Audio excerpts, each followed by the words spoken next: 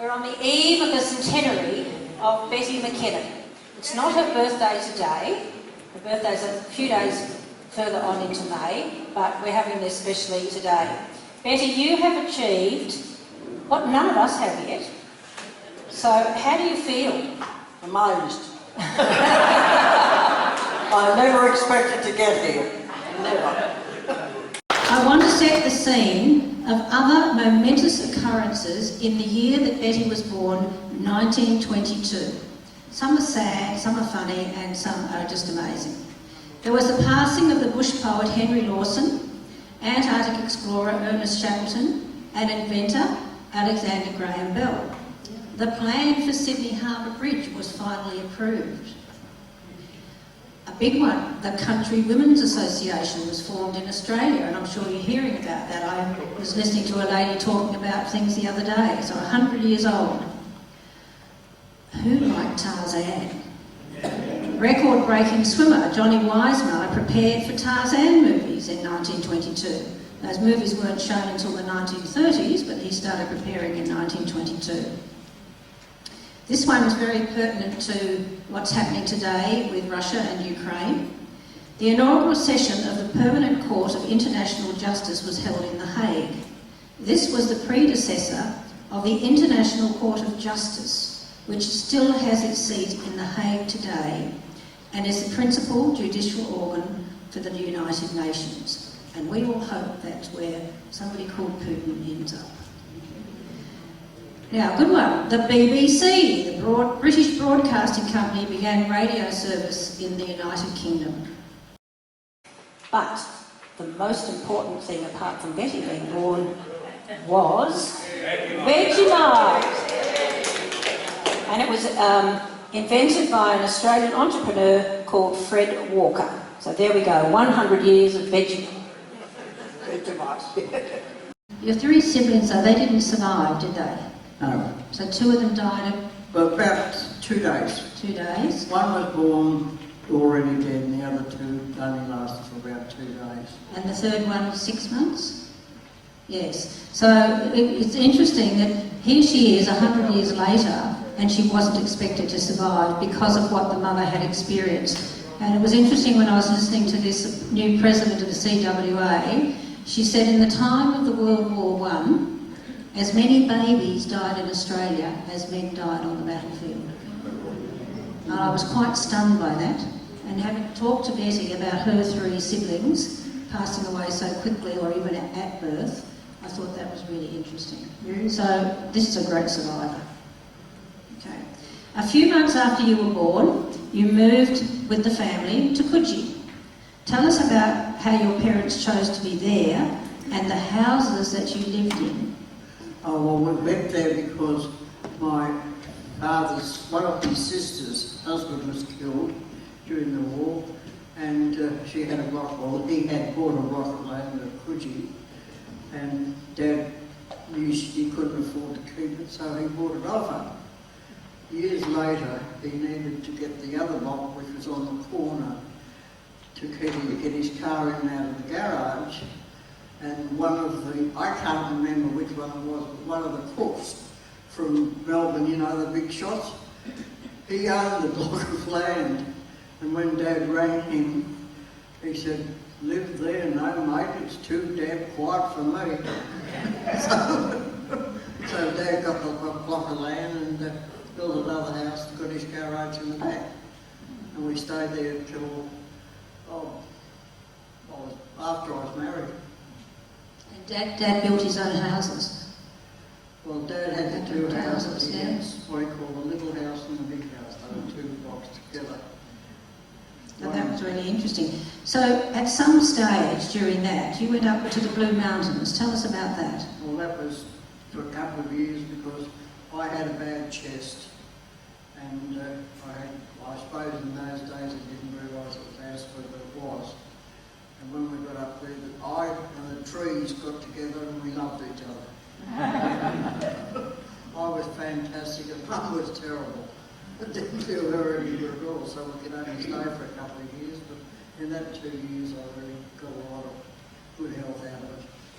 And you went to school there. You went to Glendale School, which, how many Glenbrook School, how many teachers? 2. 2 teachers. And how did you get there? Walked.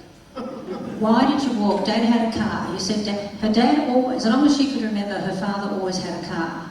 Now you think back 100 years ago, that was a big deal, really big deal. He had the car, but he still thought you should walk. That's what you use your legs for.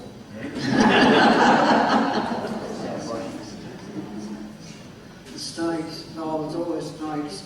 So Dad would come down and make sure that the snakes were away. So he'd always find a couple and kill them, and when we came back from school, he'd take us over, and the ants had done a really good job.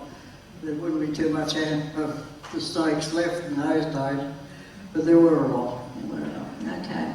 Now, while you were there at Glenbrook School, something happened. You were playing rounders. What happened? Oh, This is amazing. I had to wear leather shoes because I had weak ankles. And I used to play a lot of rounders. Rounders is softball. And this particular day, one of my feet caught on a little piece of the tree, and it rolled, and it threw me, onto the tin of the toilet. The toilets were now tin and there was concrete drains, and I hit the drain, and I cracked my kidney. I was in hospital for nearly 2 years with a kidney. And I grew 5 inches. The interesting part of that, when I talked to Betty, not only was she was in a hospital in an adult ward, completely sandbagged for 2 years. So you can imagine a child. How old were you? About 7? Oh, about 9. 9, okay, bit older. Imagine a child being left to lie in sandbags for 2 years, not allowed to move, not allowed to get up, all the things that have to be done. There's no children's hospital either, just an ordinary hospital. Yeah. And then she grew 5 inches. So, and she's still here because they thought that one of her kidneys had been severed. And of course back then, what else do you do except keep somebody still and hope that it grows back again, I guess. So I don't know. So you went through junior school and you graduated. Where did you go after junior school? Junior school went back to Footy, finished off at Randwick, and went to the where you do the talking, Metropolitan Business College. Okay, so Betty's results, she was a really smart cookie, and her results were good enough for her to go to Sydney High School, where she could have learned languages. But for whatever reason, her parents didn't want her to learn languages, even though her father spoke 7 languages and her mother spoke 9. But they didn't want her to learn any because it wasn't necessary, because she was just a girl. Yeah. You'll get married somewhat. So her mother decided that she would go to Randwick to the domestic science school. What happened after you achieved your intermediate certificate? You wanted to go to university, but again they wouldn't let you because you were just a girl and you didn't need an education. So then you went to Metropolitan Business College. Yep. And did stenography. Yep. Very good, and got stenography qualifications. Where did that take you? What sort of companies did you work in?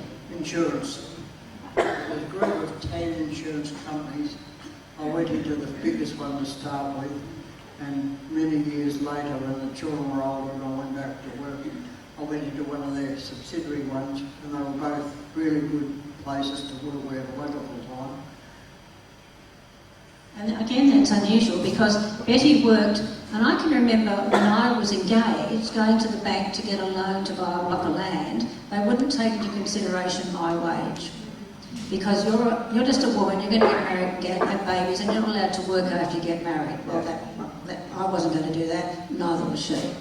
So Betty continued to work after she got married, and then when the children grew up, you went back to work. Didn't you go to work one day a week when the children were young? Yes, one day a week, whichever day I could go, and they used to keep something for me to do, which was wonderful. I worked from 10, and take the kids to school, get there at 10, finish up back at 2 o'clock, pick the kids up and go home. And then, it was great. You can't do those things anymore.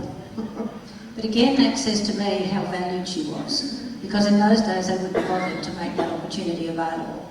So that tells me that she was a very valued person. So she was strong, she was confident, and obviously very, very capable. So we're going to go back a little bit to what your father did for a living. And you talked to me about ships and dinners and all sorts of things. So tell me about Dad and the ships and dinners. Dad was a chief steward on the ships, on the Forster boats. And he was torpedoed 4 times and got over them, which was wonderful.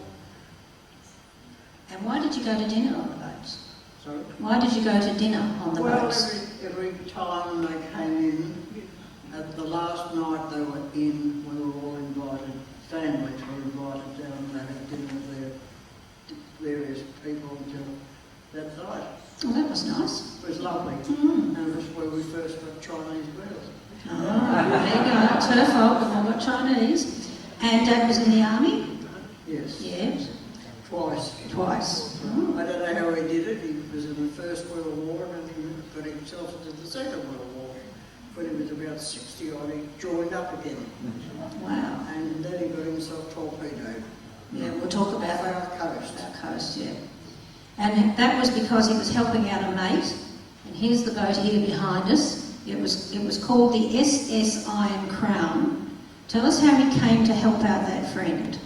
Well, George came down to us one night and he said to Dad was in the army at that stage, I'd really appreciate it if you could give me your company for a trip. Could you manage to get off for a week? So Dad asked because he loved the sea.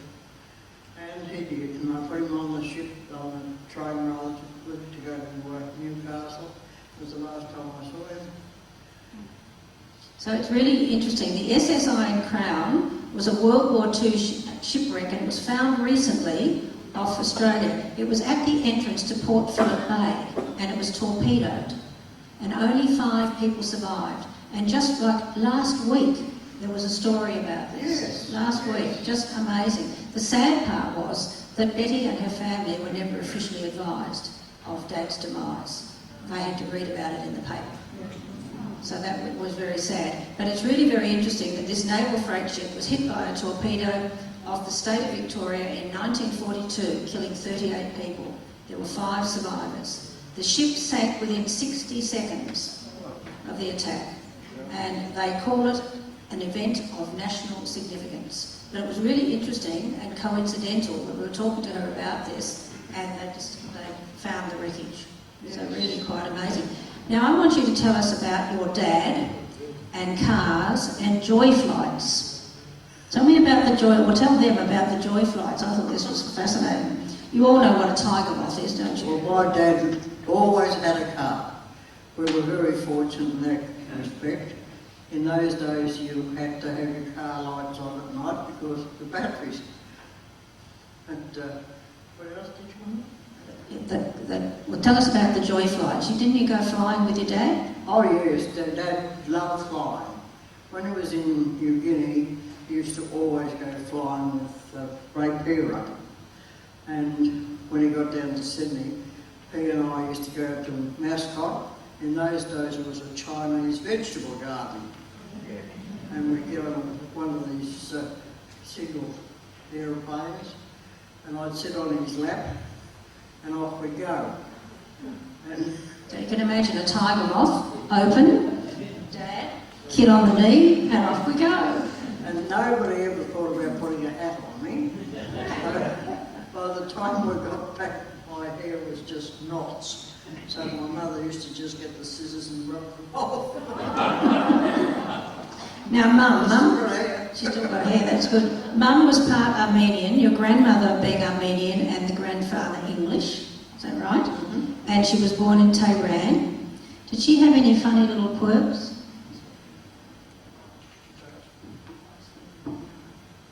Oh yes, she was a strange lady in a lot of ways. One of her worst ones, I suppose, was she always had a revolver under a pillow. I was told never to touch her because being a kid I had to touch it. I used to hop into bed with her and just stick the finger up and touch the finger. It was very cold actually. And And Mum loved gambling and horses, so that's where are our new inductees who like gambling and horses. so that's interesting as well. Now, you were a bit of a party girl, you enjoyed dances, you made all your own dresses, you even wore a daring swimsuit. And you were on the front page of the newspaper when you were just 16. Here it is. And at home, she's actually got the framed picture of it, which I think Alan Shepherd did for her. And so tell us about how you got to be on the front page of the paper and what your dad's reaction to that was. Well, my girlfriend and I, it was August actually, and she lived over at Bondi, so it was a good day, so we thought we'd go down the beach, not to go in the water so much, but just to go down the beach. And the two of us were down there, and this fellow came up to us and said, could he take our photo? Well, we'd always been told to watch out for blokes, you know, in case they were doing the wrong thing. But he was quite all right, and he took the photos. And when it came out, I came out on the front page, and she came out on the third page. So when I showed them to Dad and Mum, Dad went straight up to the shop where we had all our papers, bought the lot and tore them up.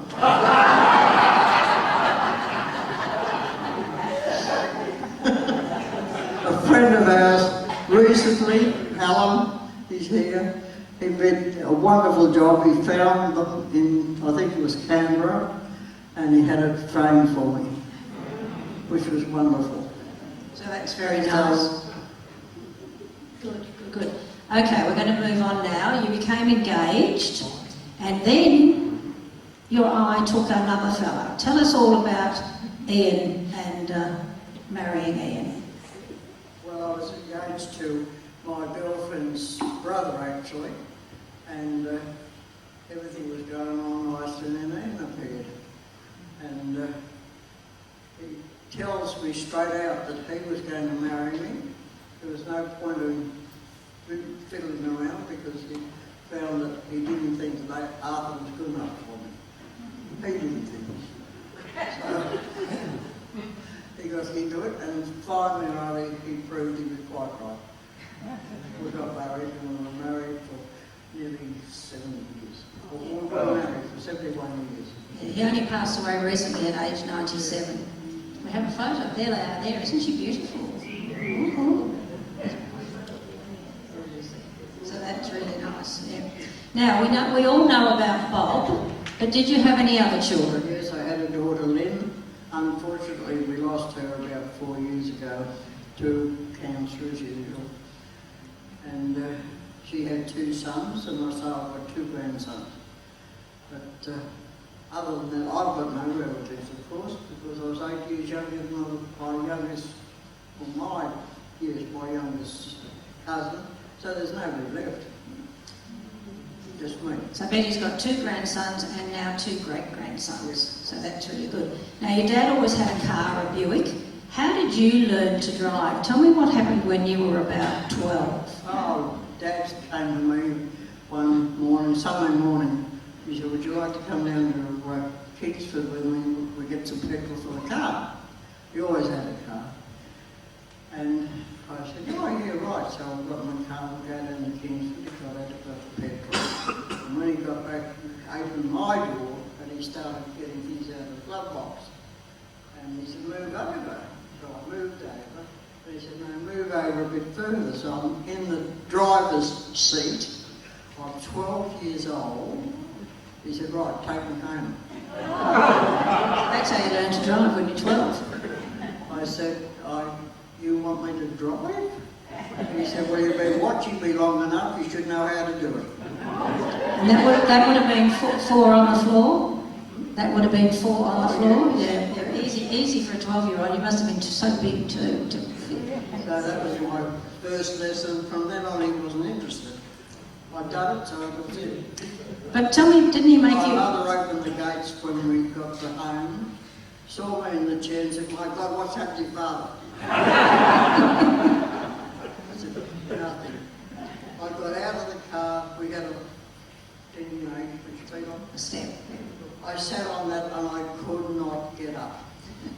I just remember that I was just so shocked that I got there.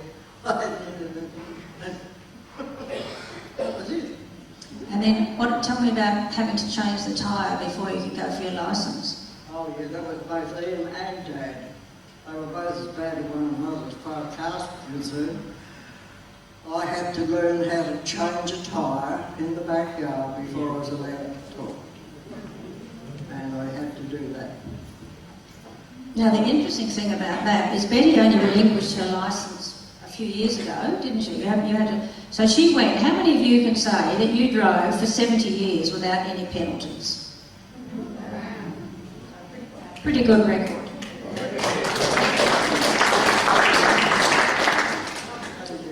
So you came to Forster partly because Dad liked fishing here, and then you and Ian came here holidaying. So tell us how that changed and then you came to live in our paradise. How did you come to live in Forster? Well, we just loved it. You know, when we were coming through here, we began to Queensland quite a bit. We had relatives up there, and we'd stop here too. So it just got to the stage that we were looking for somewhere to live, and we went all around Sydney and around the south coast, and we said, looks like Forster. I said, well, that's pretty good. So here we are. And I've been here now nearly 40 years. And coming to Forster gave you lots of opportunities to do some of the things you always loved to do. Now, here we are here. This is really interesting. Tell us about the art side of your life. Well, I wasn't allowed to do anything at home. My mother didn't believe in people doing just art. It was something, I don't know why, but she always thought all artists were weird. Maybe I am, but when I started up here, Ian said, you know, okay, go for it. And I said, well, I don't know if I can do it all right. He said, we'll soon find out, won't we? And it's been very successful. I've been very lucky. Now, I understand that you were the president of the Art Society when the Art Society was operating out of council chambers. Yeah, well, we actually got it going. We used to have one night a week at the council chambers to have our meetings and whatever we wanted to do.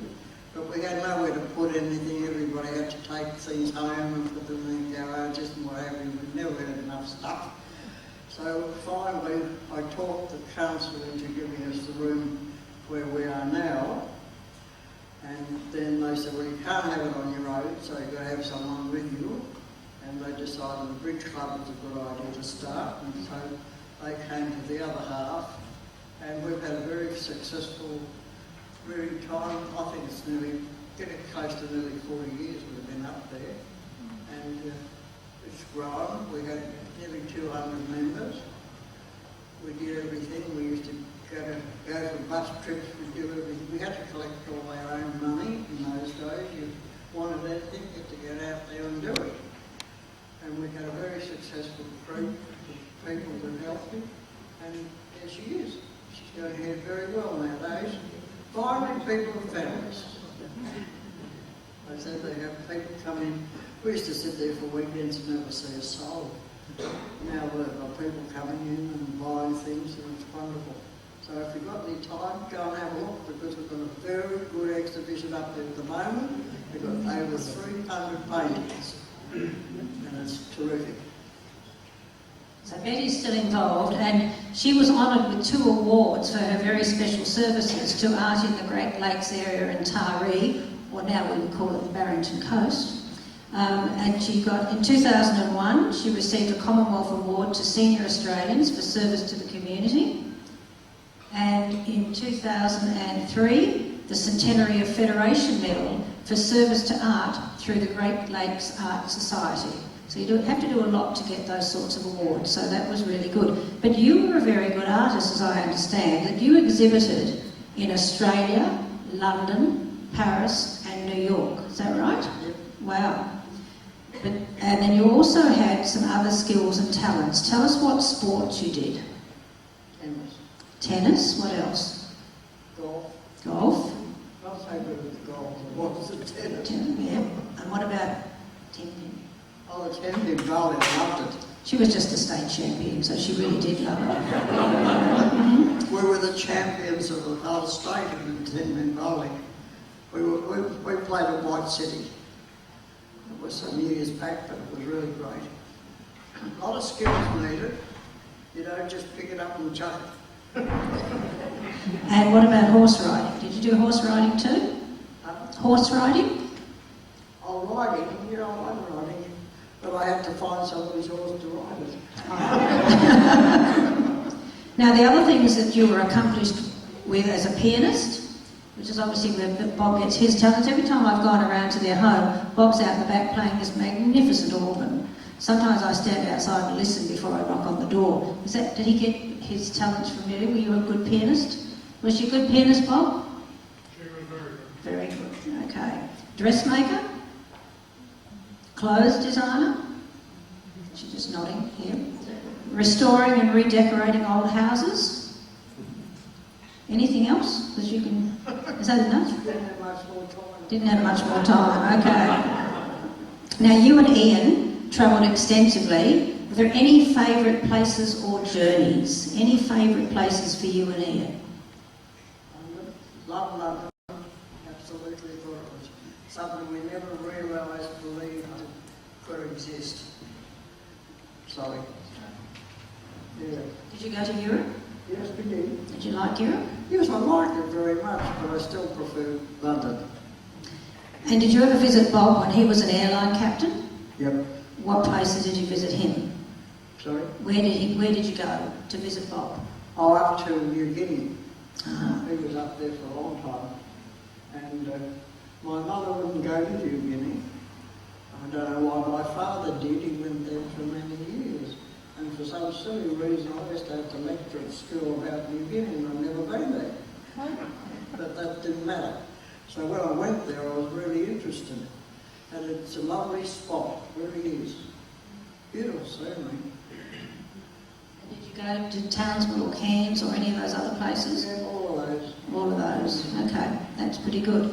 Okay. Betty's had congratulations, and they're all up here. First of all, there's beautiful, beautiful presentation here which says, congratulations, Beatrice May Mackinnon, on celebrating your 100 years on the 19th of May 1922 to 2022. This is also 22 karat gold. And this was made by Gabby Hannon, so who I think that some people should know, who's a very good friend. She does beautiful work. Beautiful calligraphy, just lovely. Now, she also got, as you can see here, and that proof is here on the stage, congratulations from the Queen. So we don't get a telegram anymore. So we have congratulations from the Queen. She actually got 2 congratulations from the Governor-General. So that came twice. The Prime Minister, the Premier of New South Wales, and the local state member, Stephen Bromhead. So plenty of congratulations.